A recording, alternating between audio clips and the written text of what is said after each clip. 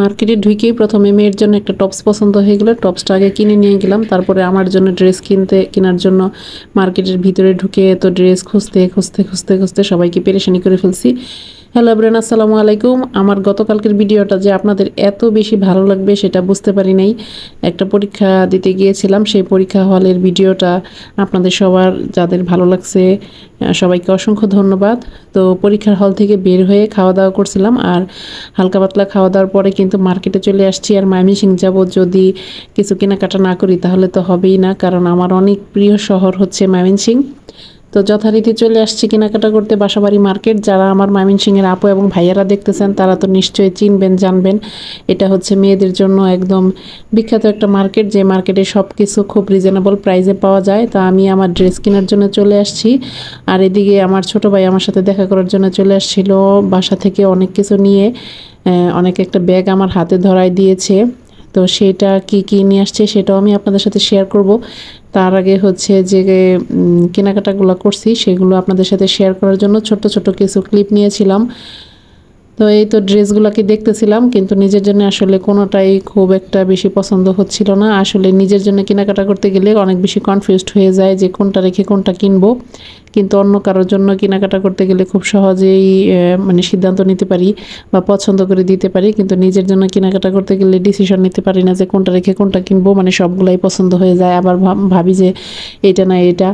তো যাই হোক, অনেকগুলো ড্রেস কিন্তু পছন্দ হয়ে গেছে। তার মাঝখান থেকে দুই একটা ড্রেস নিয়ে নিয়েছি, আরও কিছু গস কাপড় কিনে নিয়েছি। আমার প্রয়োজনীয় টুকিটাকি অনেক কিছু কেনাকাটা করেছি। ঘর সাজানোর জিনিসগুলো কিন্তু ময়মনসিংহ খুব বেশি ভালো পাওয়া যায়, তো সেগুলোও কিছু কেনাকাটা করেছি। আর এই যে কাপড়ের দোকান ঘুরতে ঘুরতে, তো এর মাঝখান দিয়েই কিন্তু এই যে একটা বাজার আছে, বাজারের ছোট একটা রাস্তা দিয়ে যাচ্ছিলাম হচ্ছে অন্য একটা মার্কেটে, যেখানে হচ্ছে ঘর সাজানোর অনেক জিনিসপত্র পাওয়া যায়। কিছু ক্রোকারিজ আইটেমও কিনেছি। তো সব কিছু মিলাইয়া হচ্ছে মানে আজকে ময়মনসিংহ পরীক্ষা দিতে আসছি, আর প্লাস পাশাপাশি যেহেতু বেবিদেরকে সব বাসায় রেখে আসছি, ঘোরাফেরাটা খুব ভালো লাগছে, কেনাকাটাটা করতেও অনেক বেশি ভালো লাগছে। সেই সাথে আমার ছোট ভাই আসছিল বাসা থেকে, আমার জন্য ব্যাগে করে আমার জন্য অনেক কিছু গিফট নিয়ে আসছে, মানে বাসার কিছু খাবার দাবার, কিছু ফল টল। তো সেটাও বাসায় গিয়ে যখন আমি আনবক্স করব সেটাও আপনাদের সাথে শেয়ার করব এর পরবর্তী ভিডিওতে। তো আপনারা যেহেতু এই সব মানে এই টাইপের ভিডিওগুলো বেশি পছন্দ করেন, আসলে প্রতিদিন তো আর এই ঘোরাফেরা আর পরীক্ষা হবে না, তো রেগুলার আসলে বাইরে যাওয়া হয় না, যার কারণে রেগুলার এই ভিডিওগুলো দেওয়া হয় না। তবে এই যে ফুলগুলো আমার অনেক বেশি ভালো লাগছে, এগুলো নিয়ে নিলাম। তো আপনারা তো জানেনই, ঘর সাজানোর জন্য জিনিসগুলো কেনাকাটা করতে মেয়েদের সবসময় বেশি ভালো লাগে।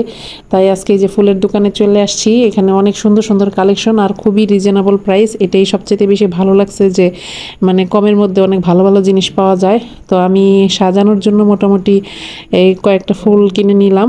তো এগুলো হচ্ছে পরবর্তীতে ইনশাল্লাহ আমার ভিডিওতে দেখতে পারবেন। তো আজকের কেনাকাটা করতে খুব ভালো লাগছে। আর শেষে হচ্ছে ভাইয়ের সাথে, আমার ছোট ভাই আমার সাথেই ছিল সব সময়, পরে ওর সাথে দুপুরে খাওয়া দাওয়া করে নিয়েছি।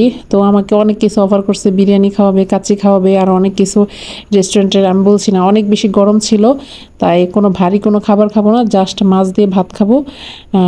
দুপুরে খাওয়া দাওয়া শেষ করে ও আমাকে গাড়িতে উঠাই দিয়ে দিয়েছে। তো আমি আবার বাসার উদ্দেশ্যে রওনা দিলাম। আর সেই সাথে সে গিফট হিসেবে সে আমাকে একটা বাসা থেকে ব্যাগ নিয়ে আসছিল, সেই ব্যাগে অনেক কিছু ছিল।